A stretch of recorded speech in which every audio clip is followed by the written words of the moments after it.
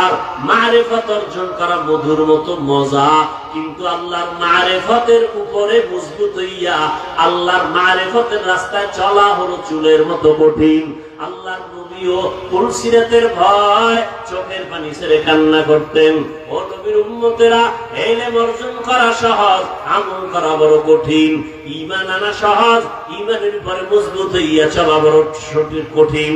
ও আল্লাহর বান্দিরা, চেহারাটা সুন্দর হয়েছে, লজ্জা আছে ঠিকই, কিন্তু পর্দা রক্ষা করা, বেগানাতে নিজের বাঁচায় রাখা কঠিন। হযরত আলী প্রশ্নের জবাব চাইছিল, নারীদের শ্রেষ্ঠ গুণ কোনটা, শ্রেষ্ঠ সম্পদ কোনটা? ফাতেমা রাদিয়াল্লাহু আনহা বলেন, নারীদের শ্রেষ্ঠ গুণ হলো বেগানার নজর থেকে নিজেকে হেফাজতে রাখা। এটা নারীদের বড় শ্রেষ্ঠ গুণ। ও পর্দার আড়ালের আম্মা জান, আল্লাহ পাক লজ্জাও দিলেন, চেহারাটাও সুন্দর বানাইলেন। বেগানা